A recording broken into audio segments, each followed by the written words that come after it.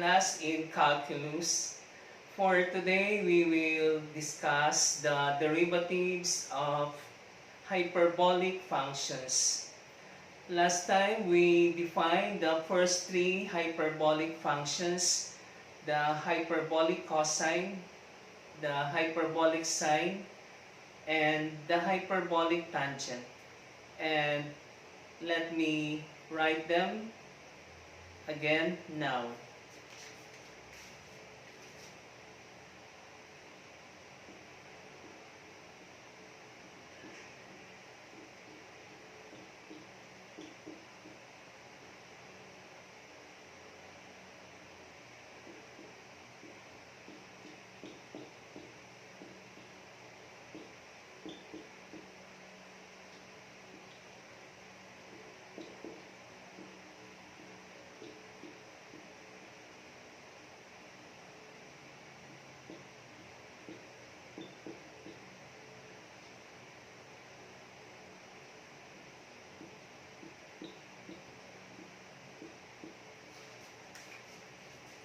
The hyperbolic functions are defined in terms of the exponential functions e to the x and e to the minus x.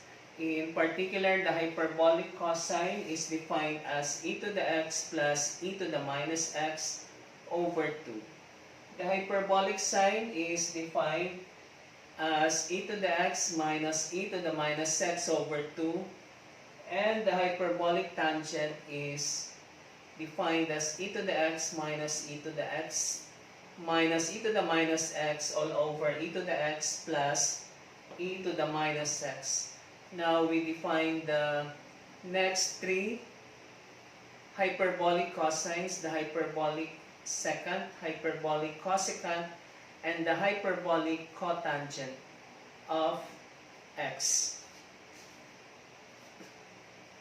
The reciprocal of the hyperbolic cosine is defined as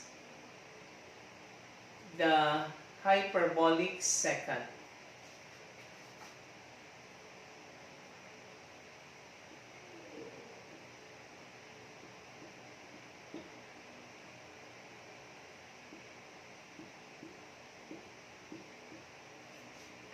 And the reciprocal of the hyperbolic sine is defined as the hyperbolic cosecant.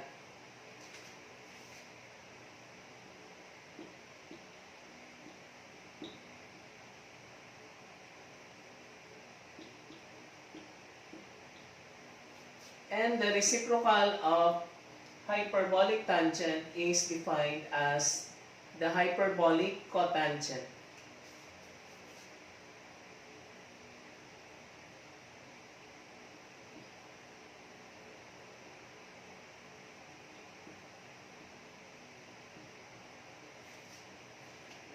To find the derivative of hyperbolic cosine of x, we get the derivative of both sides of this equation with respect to x.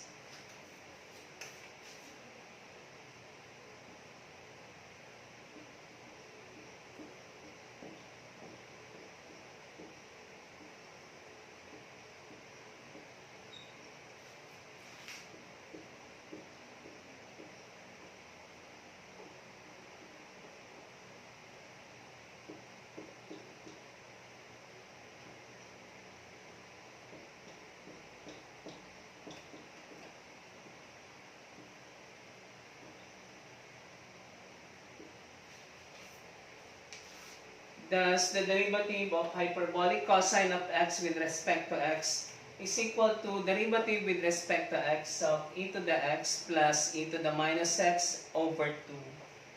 But by property of differentiation, 1/2 is a constant here. Hence, the right-hand side is equal to 1/2 times the derivative of e to the x plus e to the minus x.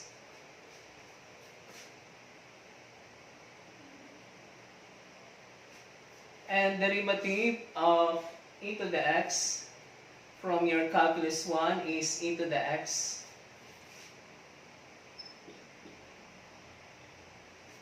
And to get the derivative of e to the minus x, we use the chain rule.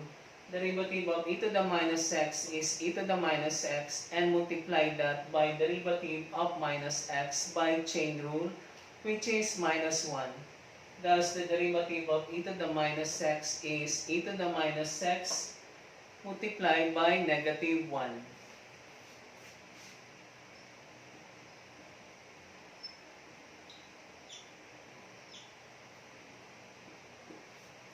And we simplify the sum. E to the x is as is. Positive times negative is negative, multiplied by e to the minus x. All over 2.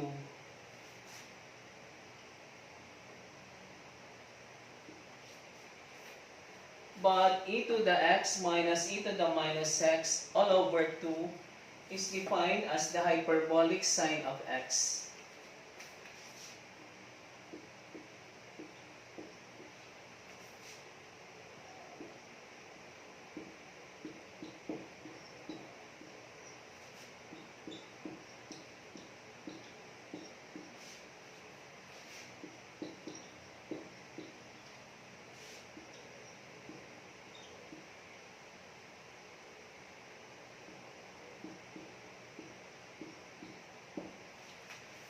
Thus, if our function y of x is equal to the hyperbolic cosine of x, then derivative of y, denoted by y prime, is equal to derivative of hyperbolic cosine of x, which we have shown is equal to hyperbolic sine of x.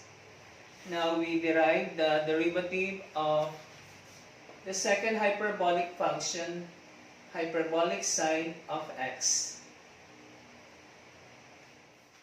The hyperbolic sine of x is defined as e to the x minus e to the minus x over 2. To get the derivative of hyperbolic sine of x with respect to x, we differentiate both sides with respect to x.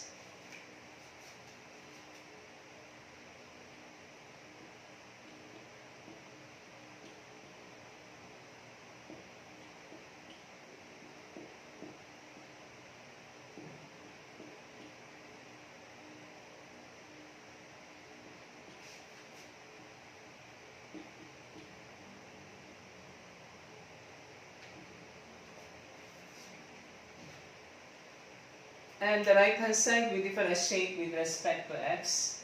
And again, by property of differentiation, a constant times the derivative of a constant times a function is equal to the constant times derivative of the function. Thus, we can take out, thus the right hand side is equal to 1/2 times derivative of e to the x minus e to the minus x.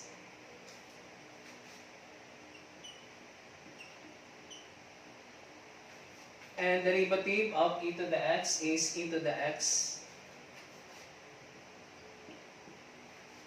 minus, we apply the chain rule to get the derivative of e to the minus x.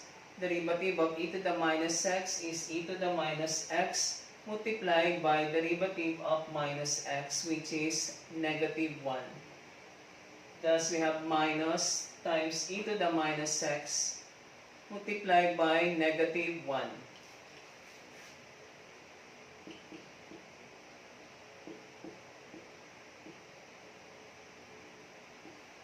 And we simplify the quantity, the terms inside the quantity.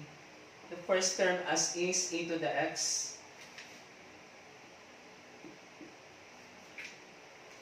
And negative multiplied by negative is positive times e to the minus x.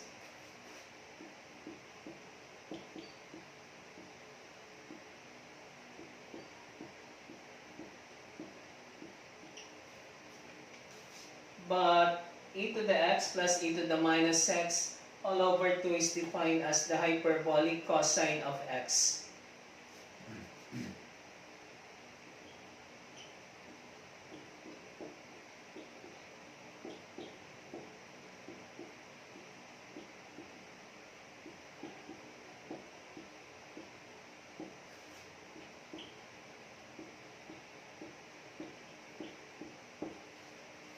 Thus, if the function y of x is equal to hyperbolic sine of x, derivative of y, denoted by y prime, is equal to derivative of hyperbolic sine of x, which is equal to, and we have shown is equal to, hyperbolic cosine of x. Now we derive the derivative of hyperbolic tangent of x.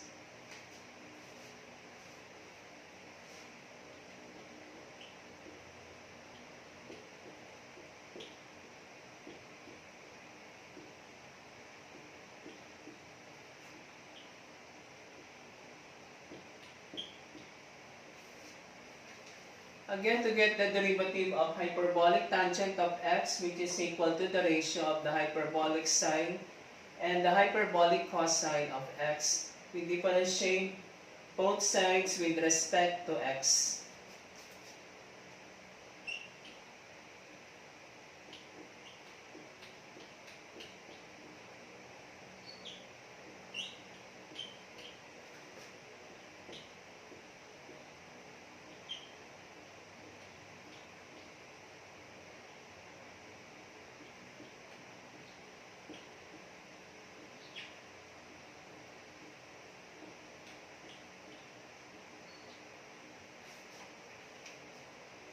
To get the derivative of the ratio of hyperbolic sine of x and hyperbolic cosine of x, with respect to x, we apply the quotient rule.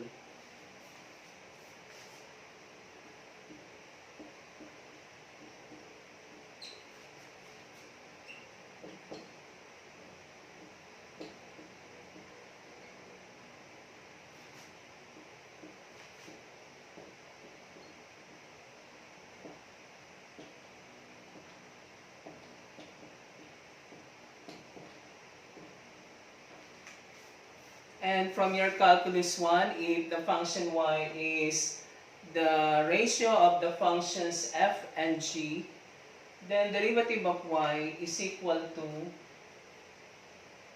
g times derivative of f minus f times derivative of g all over the square of function g. In this expression, g is hyperbolic cosine of x, and f is the hyperbolic sine of x.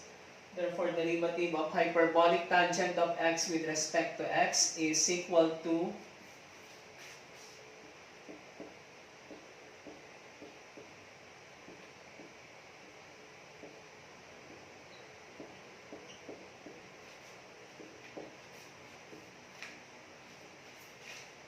the square of the denominator function g, which is hyperbolic cosine of x.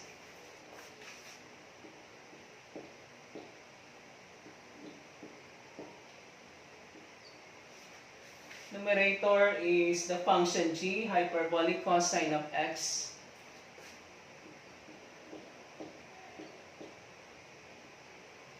Multiply by the derivative of the numerator, the function in the numerator f, which is equal to hyperbolic sine of x. And we have just shown that the derivative of hyperbolic sine of x is hyperbolic cosine of x.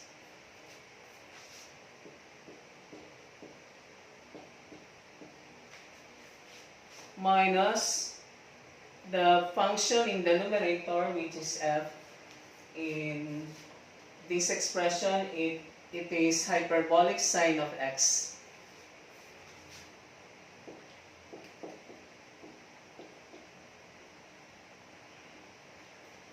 Multiply by the derivative of the function in the denominator g. In this expression, g is hyperbolic cosine of x, and we have just shown earlier that the derivative of hyperbolic cosine of x is hyperbolic sine of x.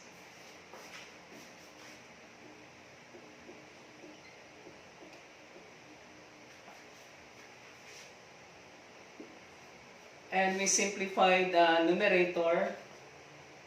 Hyperbolic cosine of x times hyperbolic cosine of x is the square of hyperbolic cosine of x.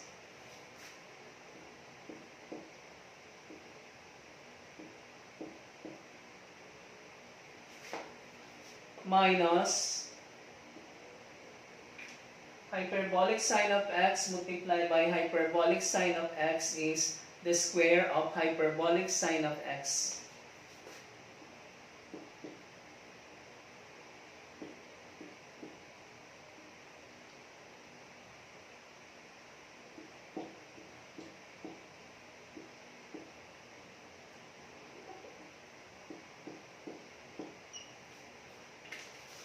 The square of hyperbolic cosine of x is the same as hyperbolic cosine squared of x. But you cannot cancel this out because this hyperbolic square of hyperbolic cosine squared of x is part of this difference. So you cannot cancel hyperbolic cosine squared of x. But we use an identity that we have proven last time. We have shown that the square of hyperbolic cosine of x minus the square of the hyperbolic sine of x is equal to 1.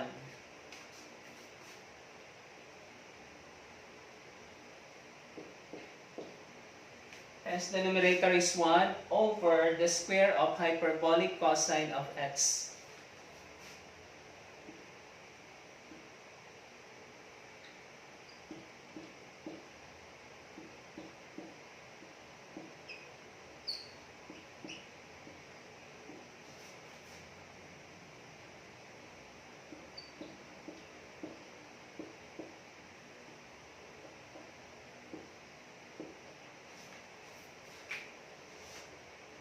But 1 over the square of hyperbolic cosine of x by property of exponent is equal to the square of 1 over hyperbolic cosine of x. The square of 1 is 1 over the square of hyperbolic cosine of x. But the reciprocal of hyperbolic cosine of x is defined, we defined earlier, as the hyperbolic secant of x.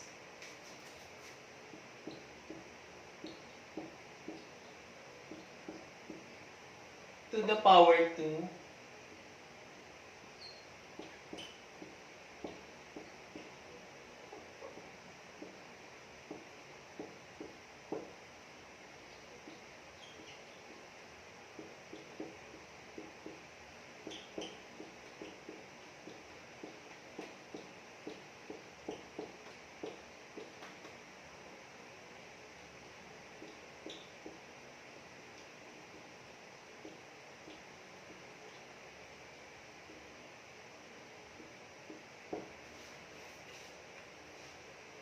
the square of hyperbolic secant of x is the same or is equal to hyperbolic secant square of x.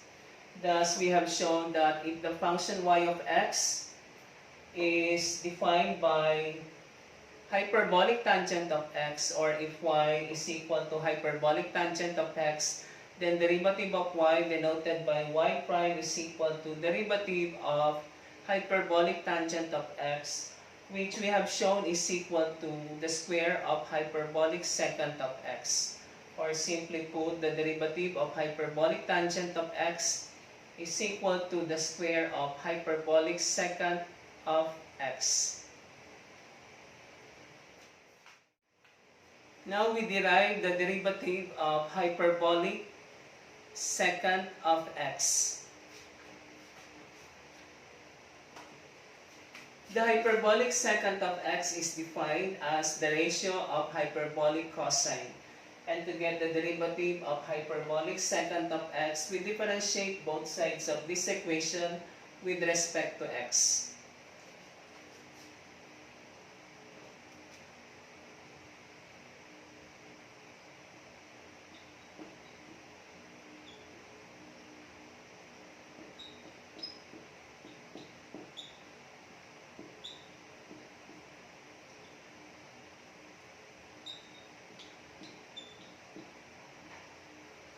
And to get the derivative of the rational expression 1 over hyperbolic cosine of x, we again apply the quotient rule from your calculus 1 for the derivative of the ratio of two functions f and g.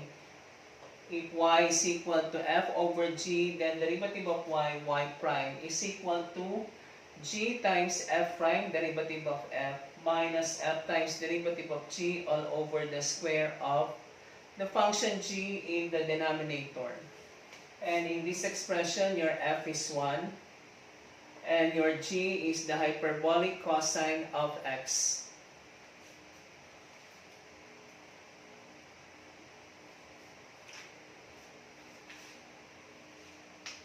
F is 1, g is hyperbolic cosine of x.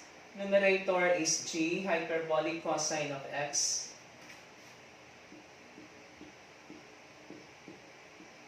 Multiply by the derivative of f, the function in the numerator, which is 1.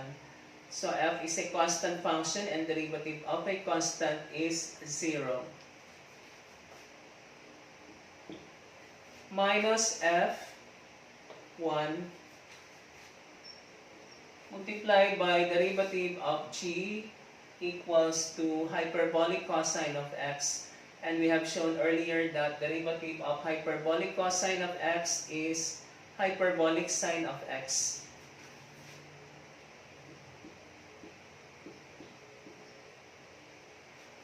All over the square of the denominator, or the function g, equal to hyperbolic cosine of x.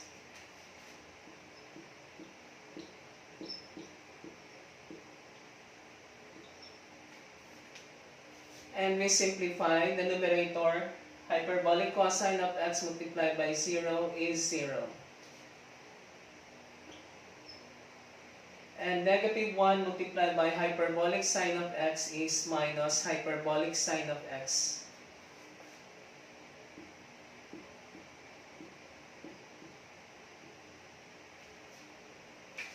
Over the square of hyperbolic cosine of x.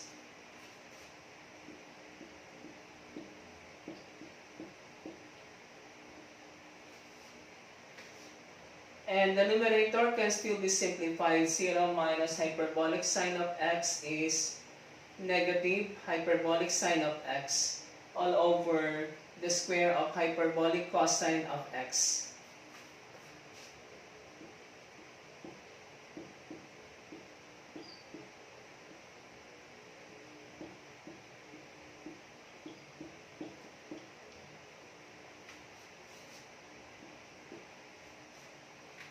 Now, I will rewrite this expression as negative hyperbolic sine of x over hyperbolic cosine of x multiplied by 1 over hyperbolic cosine of x.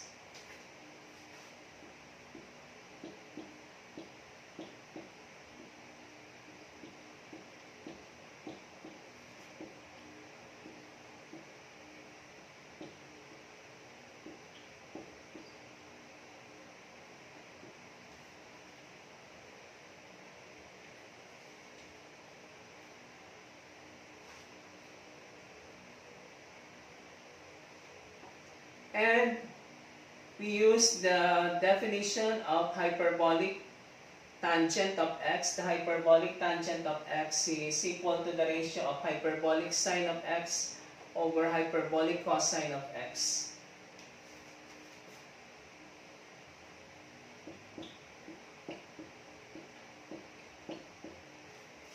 And we also make use of the definition of hyperbolic secant of x. The reciprocal of hyperbolic cosine of x is hyperbolic secant of x.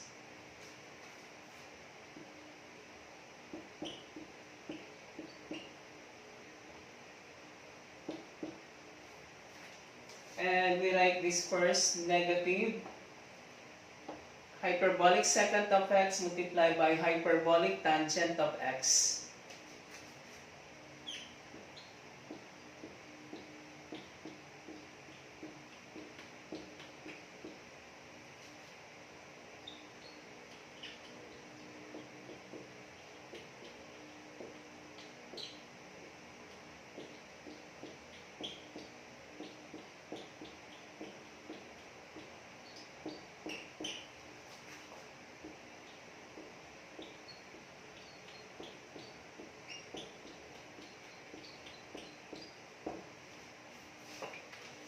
Thus, we have shown that if y is defined as the function hyperbolic secant of x, then derivative of y, denoted by y prime, is equal to the derivative of hyperbolic secant of x, which we have shown is equal to negative hyperbolic secant of x multiplied by hyperbolic tangent of x.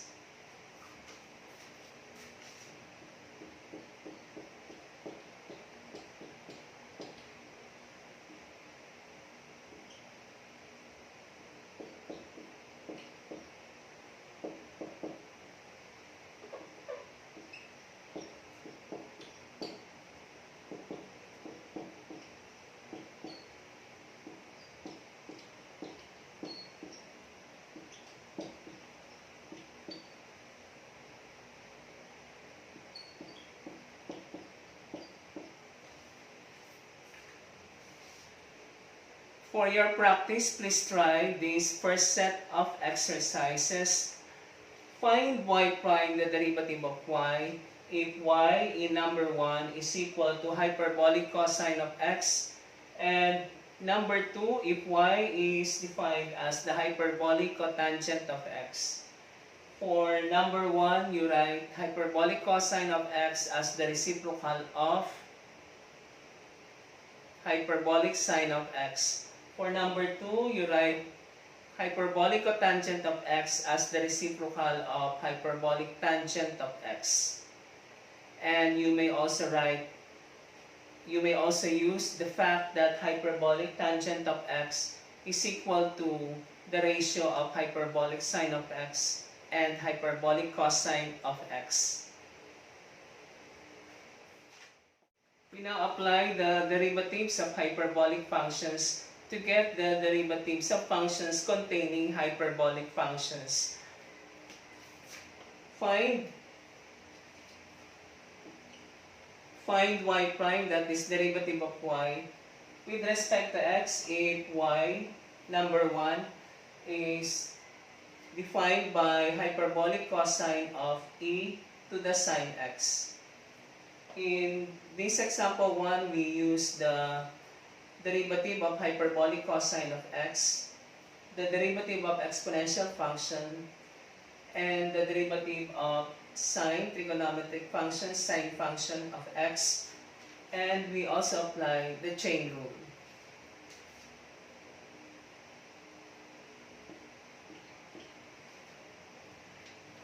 The derivative of hyperbolic cosine of x we have shown is equal to hyperbolic sine of x.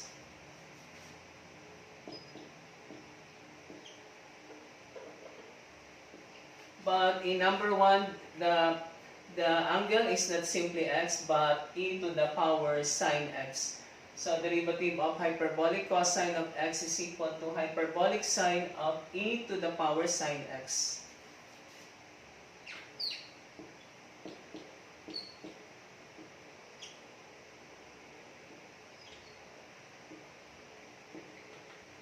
And we multiply this by chain rule by the derivative of e to the power sine x. The derivative of e to the power sine x is e to the power sine x. And multiply it by chain rule again by the derivative of sine x. Hence, derivative of e to the power sine x is e to the power sine x.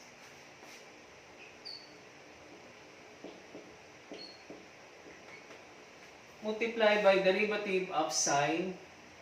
From your calculus 1, derivative of sine is cosine x.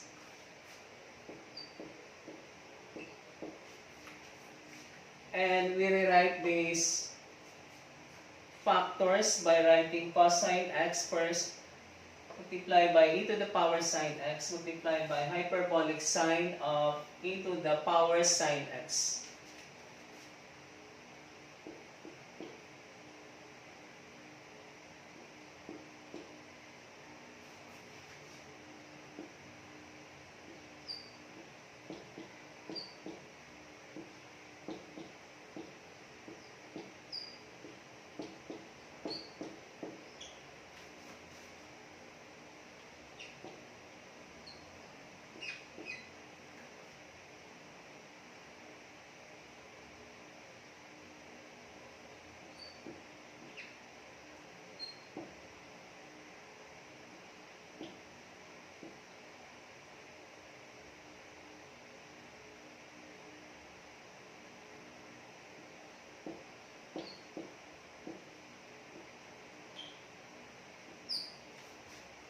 In number 2, we find the derivative of y if y is equal to the square of the difference of 3x and x multiplied by hyperbolic tangent of x.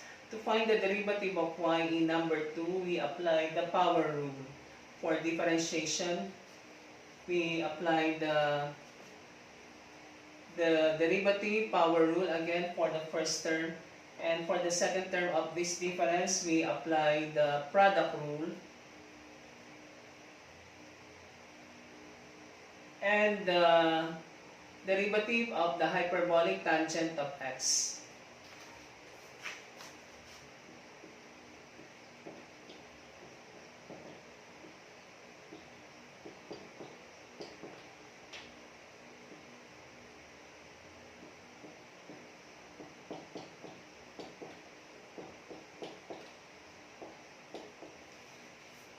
From your calculus 1, we recall that if the given function is a product of two functions f and g, y equals f multiplied by g, f and g are both functions of x or any other independent variable, then derivative of y prime, derivative of y denoted by y prime is equal to the function f multiplied by derivative of function g plus the function g multiplied by derivative of f.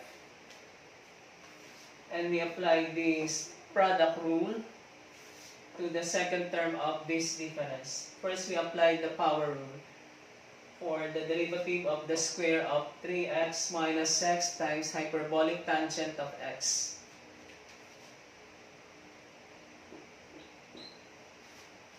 And by power rule, the derivative of this expression is 2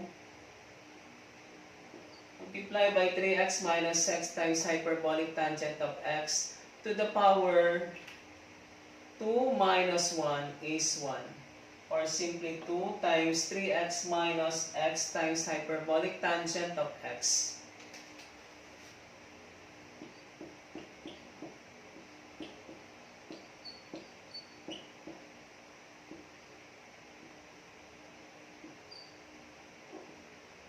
And we apply the chain rule. Multiply this by derivative of 3x minus x tangent hyperbolic tangent of x. And derivative of 3x with respect to x is 3.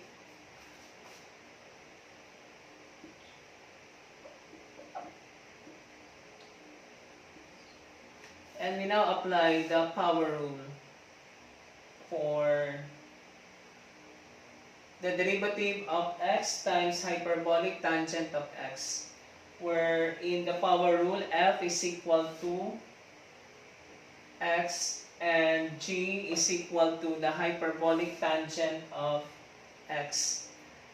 So the derivative of x times hyperbolic tangent of x is equal to x times the derivative of hyperbolic tangent of x, which we have shown earlier, is equal to the square of hyperbolic secant of x.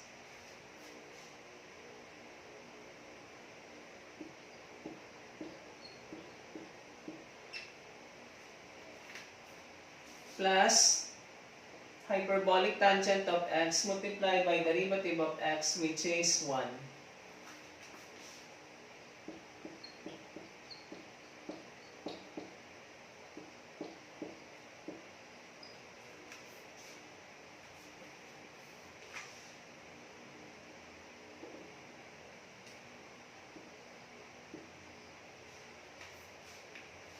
And we simplify the second factor by multiplying each term by negative 1.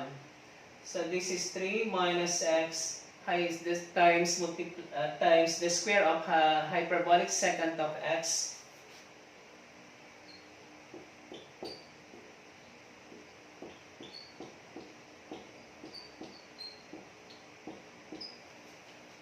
Negative times positive is negative. Negative of hyperbolic tangent of x multiplied by 1 is negative or minus hyperbolic tangent of x.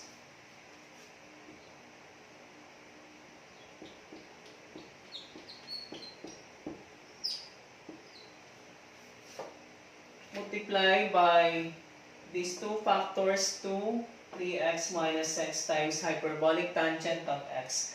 But it is customary to write a constant ahead of the other factors. So we write 2 here multiplied by 3 times minus x times the squared of hyperbolic secant of x minus hyperbolic tangent of x.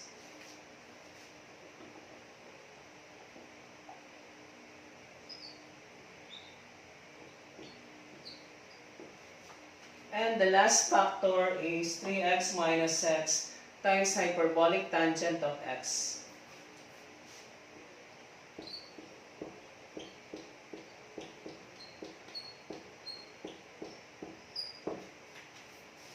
And that completes the solution for the derivative of y equals the square of the difference of 3x minus x times hyperbolic tangent of x. For our third example, consider the following function. The function y is given by hyperbolic cosine of 5x over ln of natural logarithm of 1 plus hyperbolic secant of x. To get the derivative of y, we apply the quotient rule, which I have written earlier.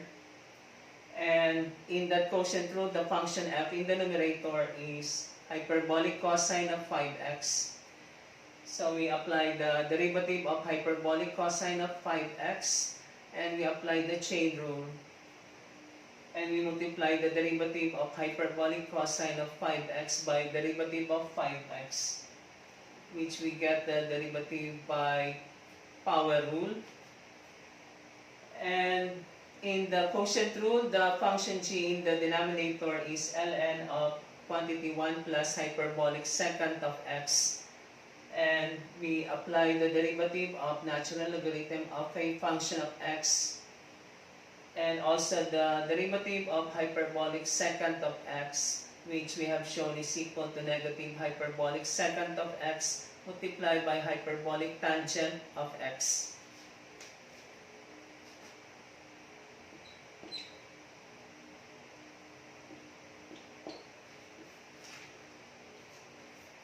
By quotient rule, the numerator is equal to the function in the denominator, ln of quantity 1 plus hyperbolic secant of x.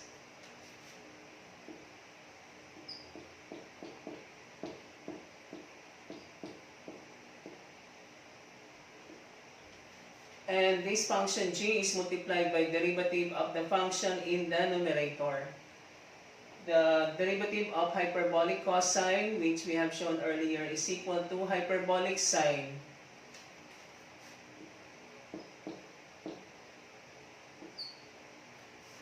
Of 5x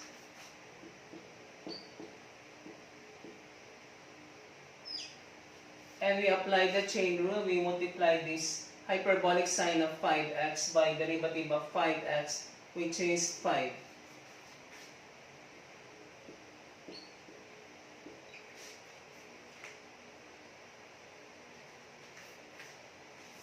Minus the function f in the numerator, hyperbolic cosine of 5x,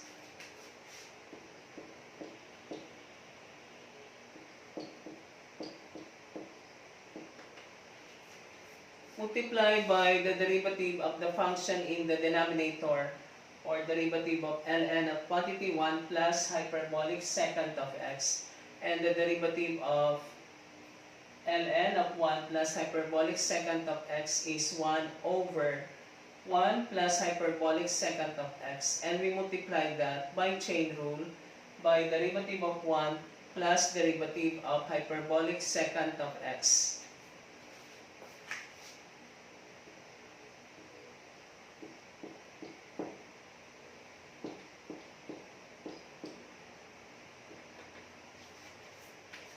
The derivative again of 1 over quantity, the derivative again of ln of 1 plus hyperbolic secant of x is 1 over 1 plus hyperbolic secant of x.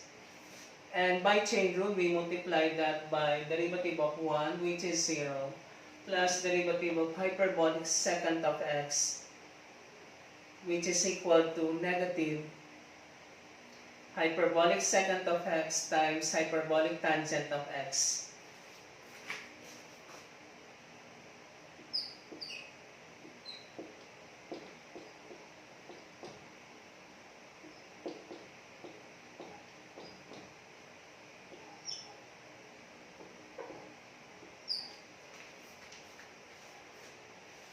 Again, derivative of 1 is 0, plus derivative of hyperbolic secant of x is negative times positive is negative, and derivative of hyperbolic secant of x is negative hyperbolic secant of x times hyperbolic tangent of x.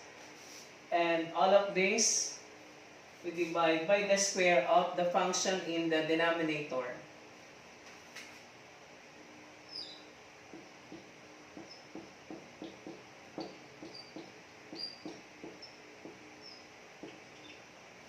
And the rest of the steps is simplifying the expression at the right hand side.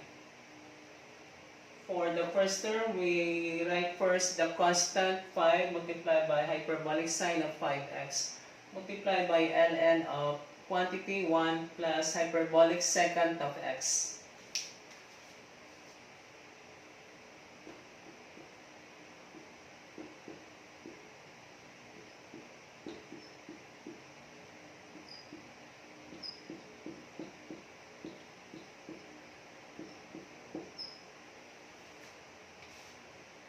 We simplify the second term.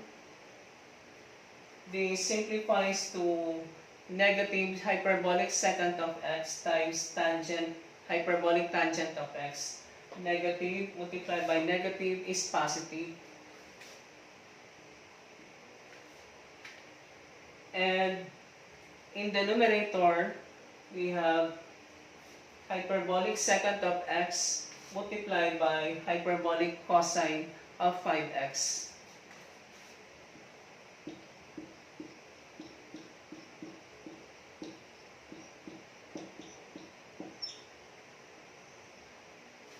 In the denominator, for this second term, we have hyperbolic tangent of x multiplied by the sum of 1 and hyperbolic secant of x.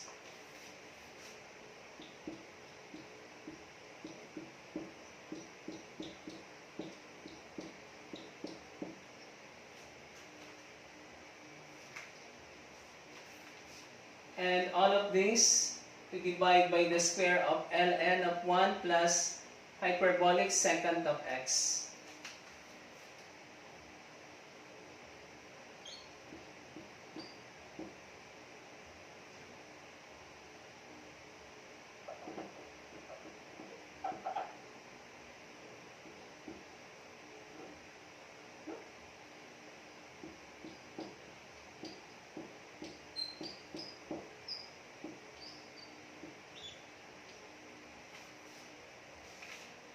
And we simplify further, we get the common denominator of the terms in the numerator.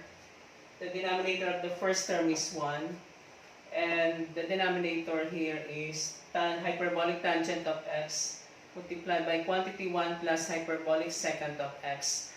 Hence, the common denominator is hyperbolic tangent of x times quantity 1 plus hyperbolic secant of x, or simply multiply the first term by hyperbolic tangent of x times quantity 1 plus hyperbolic secant of x all over the same hyperbolic tangent of x multiplied by 1 plus hyperbolic secant of x. And the common denominator would be hyperbolic tangent of x multiplied by 1 plus hyperbolic secant of x, which we multiply by the square of ln of quantity 1 plus hyperbolic secant of x.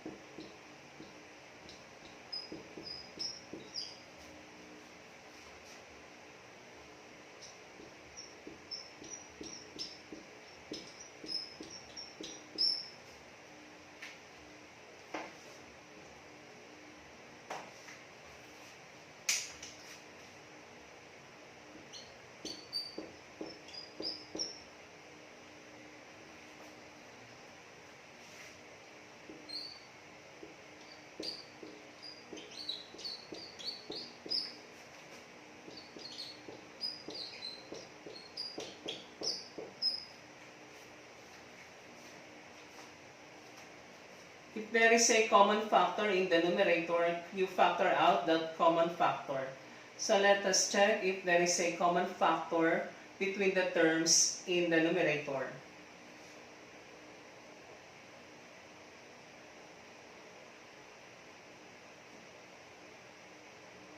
Five is not a common factor because there is no constant 5 as coefficient in the second term. Hyperbolic tangent of x is not a common factor because there is no hyperbolic tangent of x in the second term. 1 plus hyperbolic secant of x is not a common factor because in the second term, we only have hyperbolic secant of x. Hyperbolic sine of 5x is not a common factor because in the second term, we do not have hyperbolic sine of 5x, but instead we have hyperbolic cosine of 5x. And ln of 1 plus hyperbolic secant of x is obviously not a common factor because there is no such term in the second term. Therefore, there is no common factor in the numerator and it cannot be simplified further.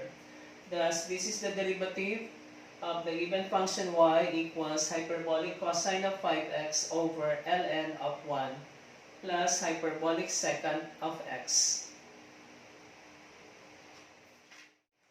For your practice, please try the following exercises.